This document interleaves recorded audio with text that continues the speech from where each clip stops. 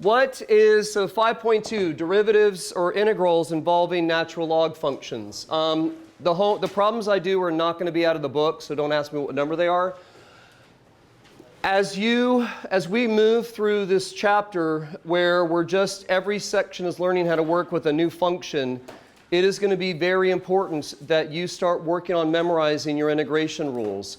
I would say my best tip for integration is memorize all the integration rules, because what you're going to want to do is look at your problem and identify what integration rule looks like is most likely to be helpful. And it might be obvious, or you might be down to a couple of choices. And when you go, okay, I know it's going to be like this integration rule or this integration rule, that's probably going to be what I need to do this problem. That's going to give you direction on how to simplify the integrand to a point that you, can integrate. If you don't really know those integration rules well enough, memorize them well enough so you can give yourself some direction of how to start the problem, just blindly manipulating the integration, the integrand, to try and start your integration is going to be a very complicated, very confusing process. So let's run through this quick. What is the derivative with respect to x of u to the n? Let's go review our derivative rules. Just say them out loud. N times u to the n minus 1. What's the derivative? When I give you a natural log function, you are supposed to know that the function or the graph of natural log of x are all logarithms. I mean, some kind of go down forever, most of them go up forever, but we're talking specifically of natural log. Y equals natural log of x, looks like this. It passes through that coordinate of 1, 0 and has a domain of x is greater than 0. So when I give you a natural log function, or the textbook does, if you're given the natural log function, you already have that assumption that the value or expression going into the logarithm is positive. When you're introducing that into your work, that assumption is not there. When u is the denominator of a fraction, the only restriction on the domain is u cannot be 0. There's no restriction of u not being able to be negative. So when you say the integral of u prime over u is equal to the natural log of u plus c, you actually have to include absolute values, because there's no predetermined assumption or predetermined domain that u is a positive expression or value. So you have to include the absolute value in your answer. So there's a little bit of a shift there. So as we go into doing these problems together for the next half an hour, you need to look at the problem I give you and identify okay, now these are all basically derivative rules, but are you integrating a variable base fixed power? Are you integrating something involving trig? Or are you integrating something that involves a fraction? You only have 2 integration rules. Let me go ahead and write this up here. What is the integral of a variable-based fixed power? The integral of u to the n. Power! What is it? u to the n plus 1 over n plus 1 plus c. Most of our problems today are going to involve those 2 integration rules. But we might see some trig slip in here and there. So let's see what we got.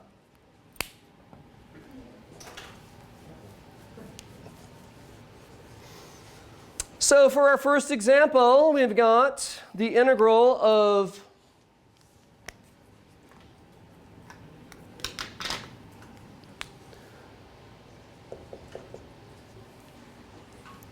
the integral of 3 over 3x minus 5 dx. So when you're going to do integration, and that's what the big push of chapter 5 is, just all these new formulas to work with. What does this look most like? And do any of our derivative rules up here have any fraction bars in them? No. So the only integration rule that you have that involves division is the integral of u prime over u, or the integral of 1 over u du. I'm going to be saying u prime over u. So the fact that our integrand has a fraction bar, and you've only got one integration rule that has a fraction bar, means that, you know, this should be your first thought. Okay, I'm going to integrate this and we're going to see if this follows that pattern of, so my integrand has a fraction bar, go to the denominator. Let's see if letting u equal 3x minus 5 helps us out. So if I let u be 3x minus 5, your next step if you're doing a full-blown u sub is take the derivative. So then du is 3. And then dx. And do you already have that perfect match? Yeah. Now, we've had a nice long winter break. We probably haven't done much integration in a couple of weeks. So maybe when we want to do a full-blown u substitution and say that we have the integral, the 3 dx is just a 1 du, so 1 du, and we let the entire denominator be that 3x minus 5, and so we have the integral of 1 over u du. So that's going to be what? The natural log of the absolute value of 3x minus 5. You guys are being awfully quiet today. What's the deal? What's the deal? Oh, I didn't, well, I should have wrote it with the u. But, all right, so there's our final answer. The integral of 1 over u du is the natural log of the absolute value of u plus c. This is, indefinite integrals give you functions, and definite integrals give you numerical values. So we want that function that we're getting from the indefinite integral to be back in the original variable of, you know, x. So, all right. Seems like everything's hunky-dory fine. Let's take a look at this example. We've got the indefinite integral. So we're going to get, what is it? Answer? A function. And we've got 2x cubed plus 3x over x to the 4th plus 3x squared dx. So does this have any trig in it? No. So every one of these derivative rules, which could then immediately become an integration rule, all those rules are out. So we only have two options. Either this is going to integrate with the idea of having a variable-based fixed power, or it's going to be u prime over u. So what is likely going to be u with this integrand? The denominator. So our denominator, we're going to let u be x to the 4th plus 3x squared.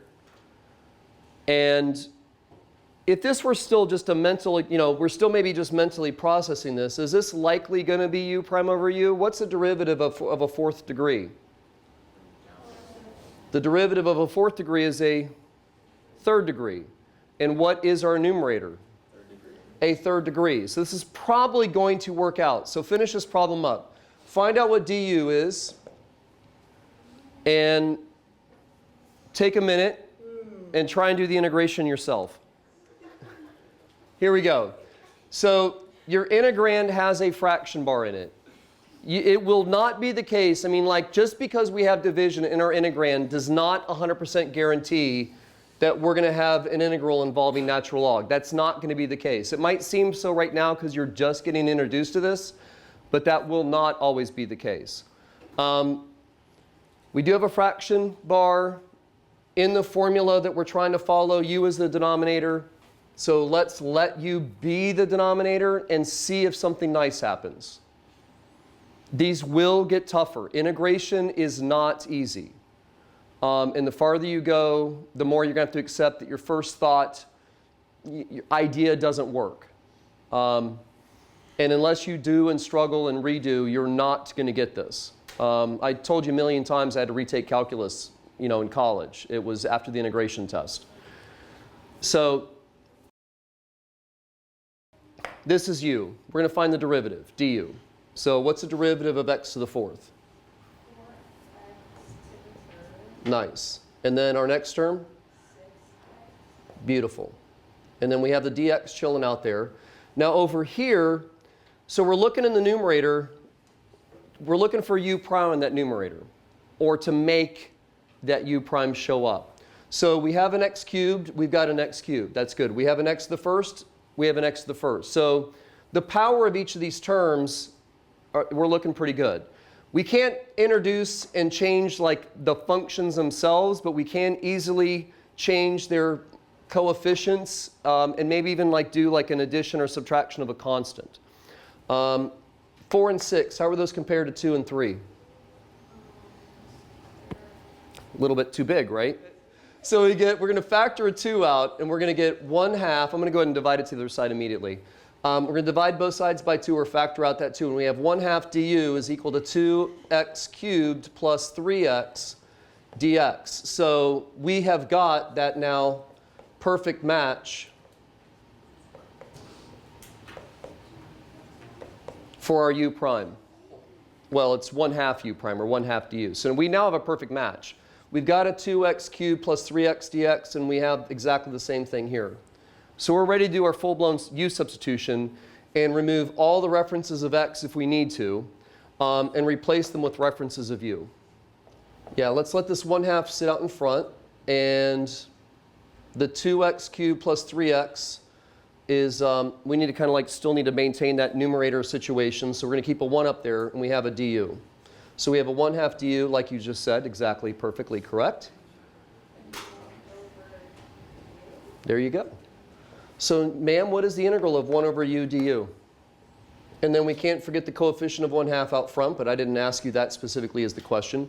There is no need to write parentheses and distribute the 1/2 because c is an unknown constant, and then half of an unknown constant is still just an unknown constant. So there's no need for that. So your final answer is going to be 1/2 natural log. I don't want to function in terms of, you know, this simplified u I've created to make the integration easier to do.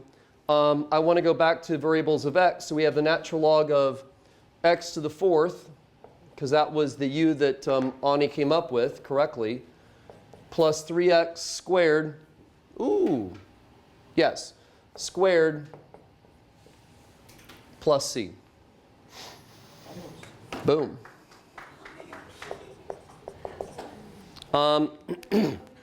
We all good?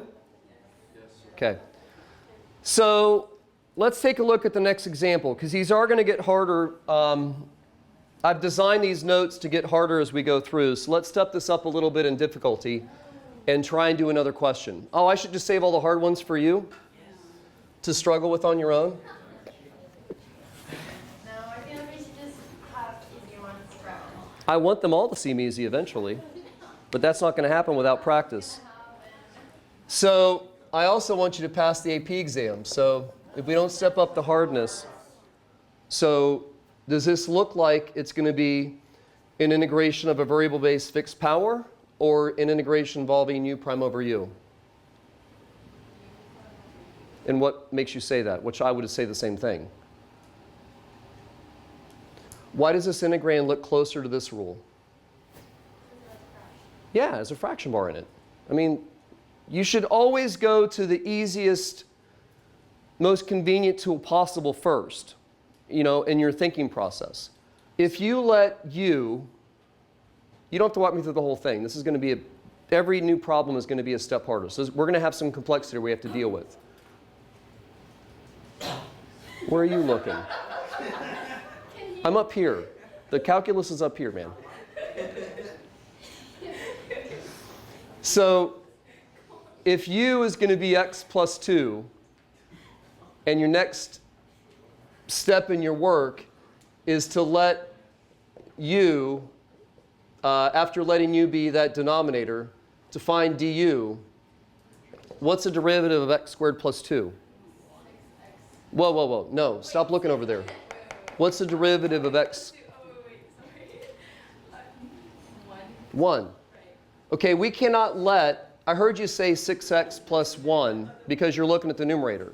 But the rule is the integral of u prime over u. This is the rule. It cannot be changed. U is not in the denominator. It would be a lot maybe easier if we could just fit these rules to suit our needs, which is basically what I tried to do in college, and it didn't work very well, which is why I had to retake calculus. So this first attempt doesn't work, okay? And when you have a rational function, which is a polynomial over a polynomial, if the degree of the numerator is equal to or larger the degree of the denominator, you might still at some point have something involving natural logs show up, but this does not fit either one of our two algebraic rules that we have at our disposal. So in this current format, this problem is not doable. It's not solvable. Except it is. So we need to manipulate the way the integrand looks. Standout characteristic of this integrand was the division. So we went to the integration rule that involved division, and it didn't work. So any guess of what we're going to have to try to do? So like, I don't know, factoring's always like, I can't actually do it, but I say.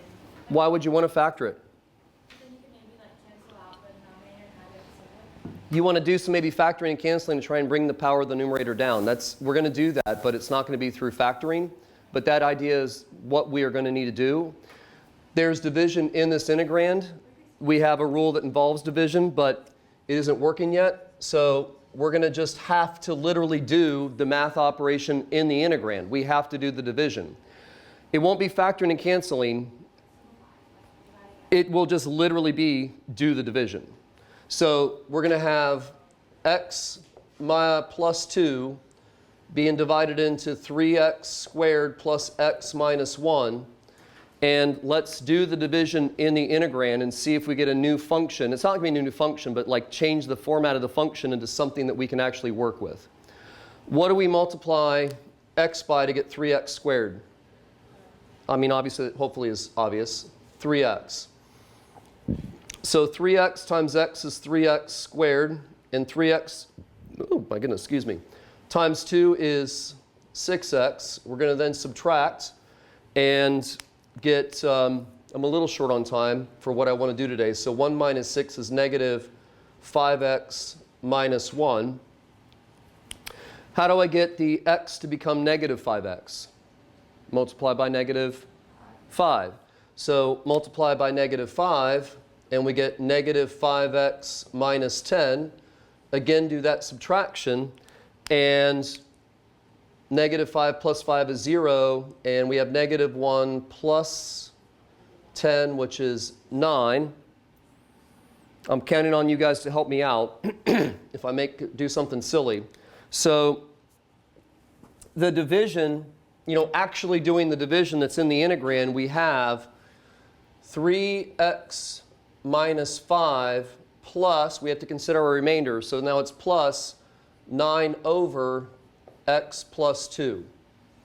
So now that we've worked through the division and accounted for our quotient and the remainder, we have the integral of 3x minus 5 plus 9, that's a D, plus 9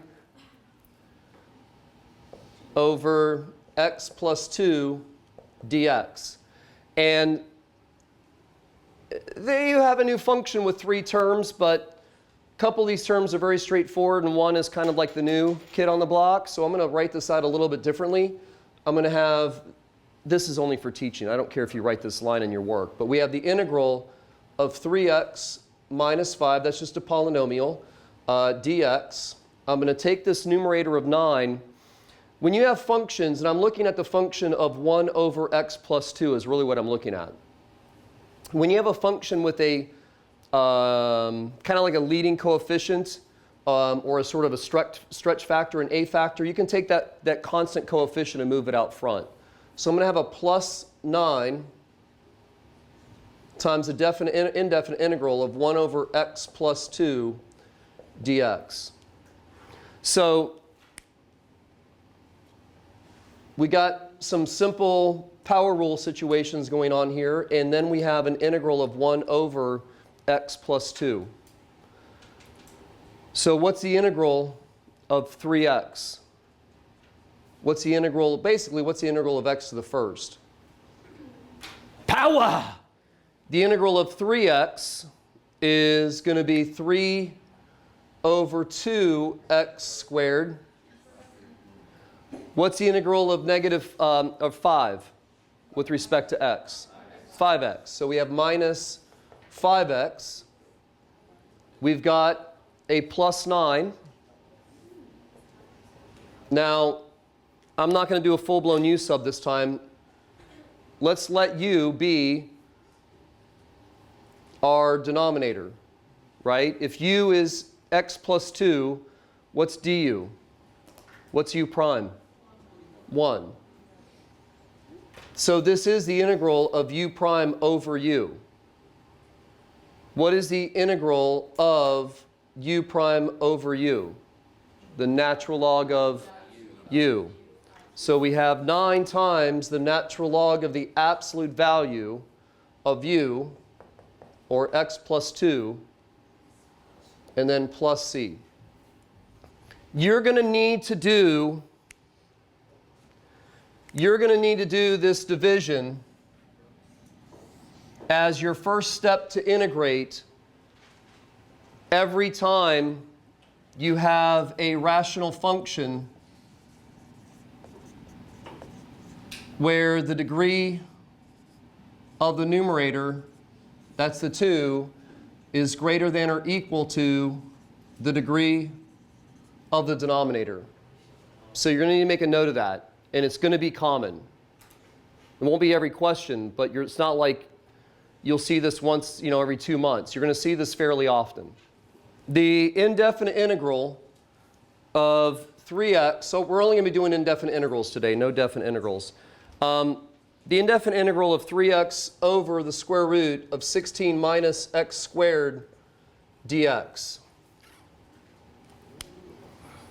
So every new example has a little bit of more, additional complexity. What would you then initially think you want to do?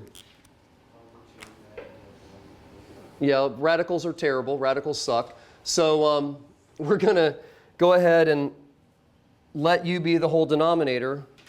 Write that radical as a power of 1/2. And what's going to be the next step? That du, right? Once you set u, you go, this is what I think u is going to be. You immediately try and take the derivative. What would the derivative be? You got a variable base fixed power. What's the derivative? Right? So you've got the 1/2, 16 minus x squared to the negative 1/2. And then you have to finish the chain rule. So what's left? 16 minus x squared, which is 2x. The derivative of that, which is negative 2x. Nice. Really? Does this look anything like the stuff in the numerator? No. So guess what? That's not our u. Oh no!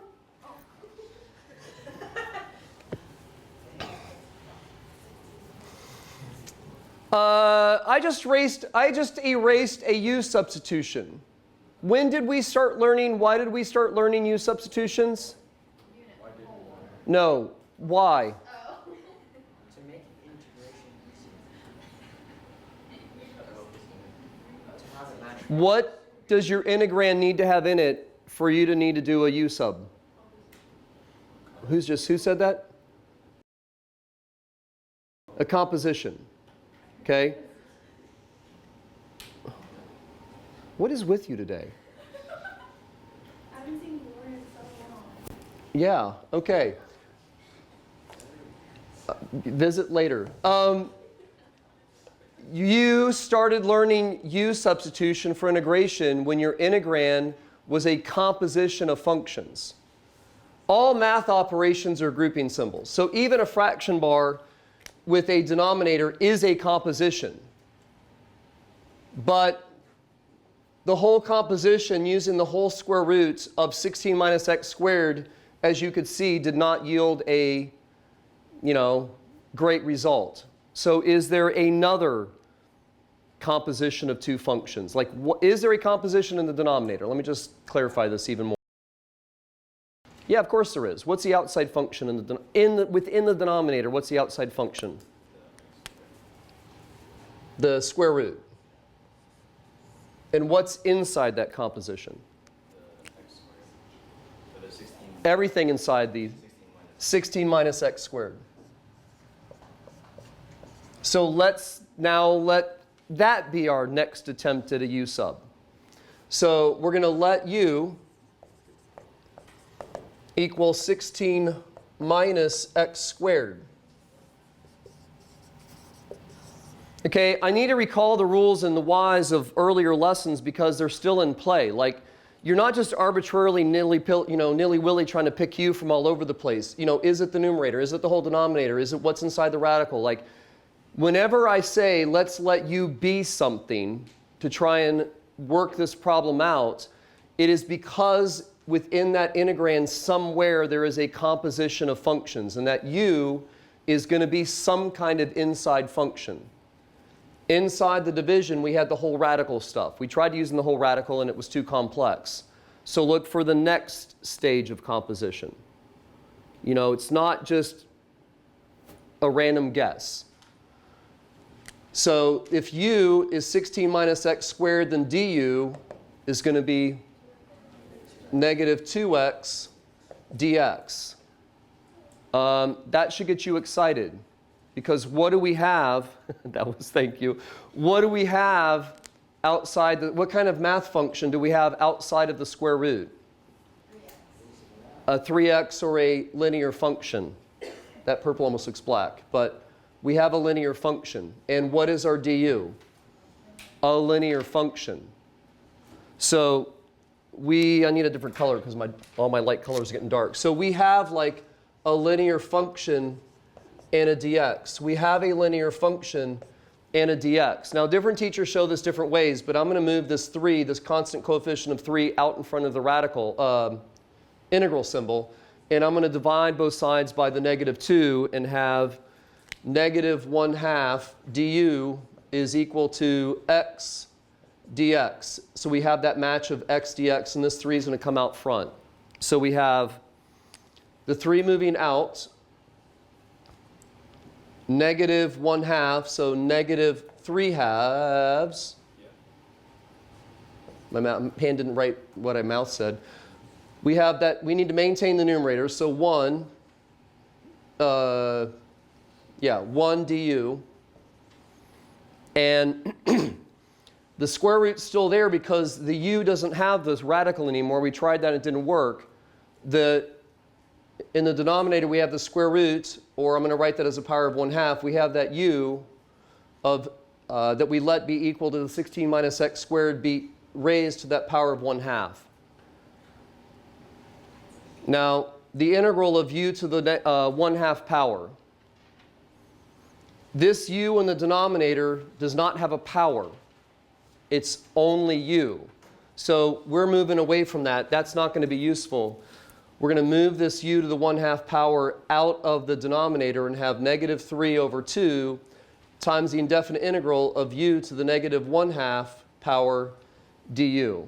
So a problem that originally started with a big old fraction bar in its integrand, a problem that started off looking like it was going to be integration involving natural log, actually isn't at all. It's an integral that's going to involve what? Power. So what is the integral of u to the negative 1/2? How do you integrate a variable-based fixed power? Raise the power up. So negative 1/2 plus 1 is 1/2. And dividing by 1/2 is the same as multiplying by 2. We have the negative 3/2 still chilling out front. We need a plus c. The 2's cancel out. And our final answer is negative 3 times the square root of u. plus c. Here we go. I've got, for our last example, stick with me, we have the integral, definite integral from 1 to e squared of 2 plus the natural log of x squared over 3x dx. We'll do all the trig stuff in the next class. What do you get from a definite integral? Sometimes it's area, sometimes it's other things if it's an application problem, but you do get a number. Definite integrals give you a number. Indefinite integrals give you a function, an antiderivative. So again, what's the big standout characteristic of this integrand? I mean, we just learned how to integrate. We are learning how to integrate u prime over u, so you might see that division as a big old like screaming red symbol, you know, almost like a stop sign. We're going to be doing u prime over u. Well, mentally, what's the denominator? So if u is 3x, what's du? What's the derivative of u? 3. That is not going to fix natural log or take care of getting rid of natural log of x. So what's going to be u? Maybe. Look for look for another composition. You've got a power of 2. Inside the power of 2, you've got a 2 plus natural log of x. So let's see if that is helpful. We're going to let u be 2 plus the natural log of x. Once you think you know, once you have an idea of what let to set equal to u, what do? Take the derivative. So du is equal to, that's 0, that's, oh, that's sweet. What just showed up? An x in the denominator. Someone's rusty.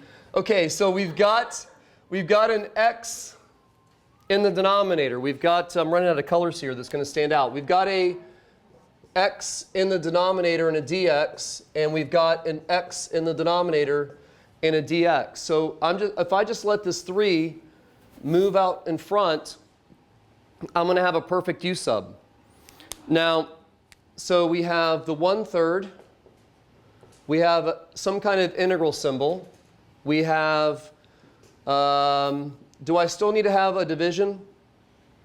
1 over x dx. 1 over x dx is what? This is substitution.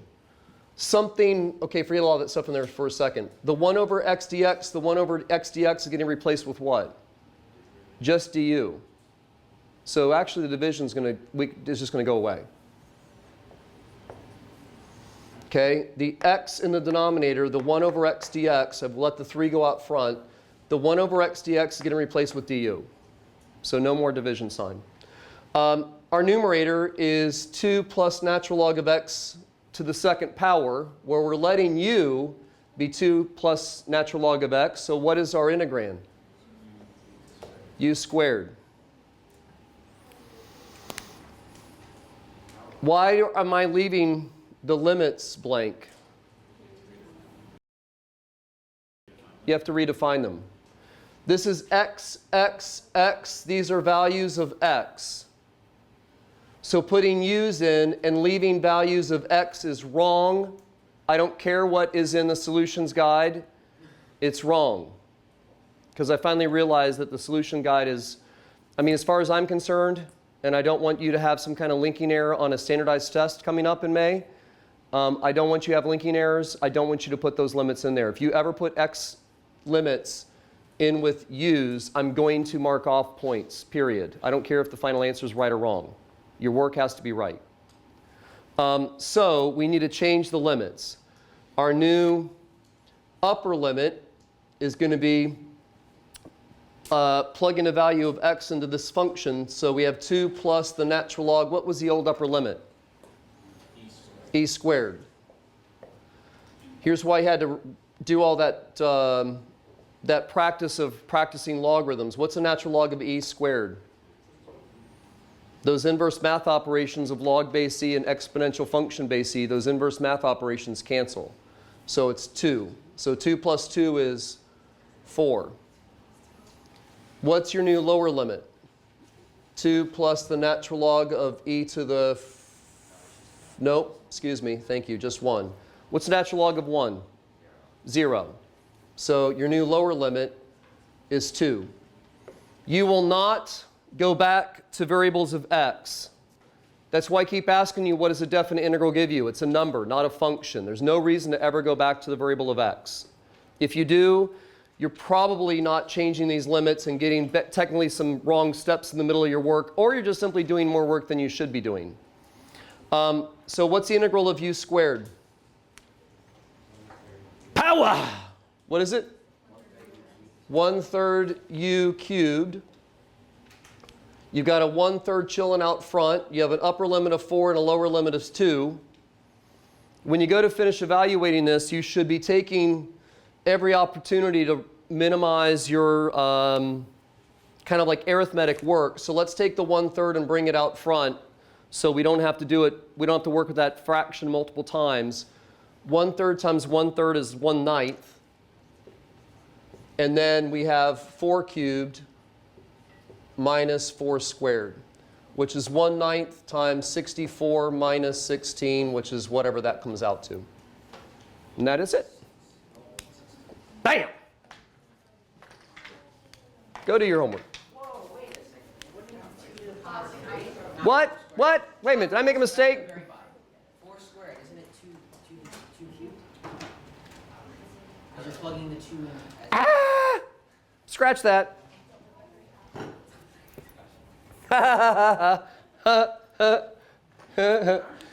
4 cubed minus 2 cubed. So 1/9, 64 minus 8. Woo, thank you for saving my butt on that one. All right, so we have 50 what? 6 over 9, which is reducible, but whatever. All right, there we go. I should definitely give you a board point for that. I'll agree with that. All right, thank you. That is integrating involving inverse or involving natural log. Please do your homework.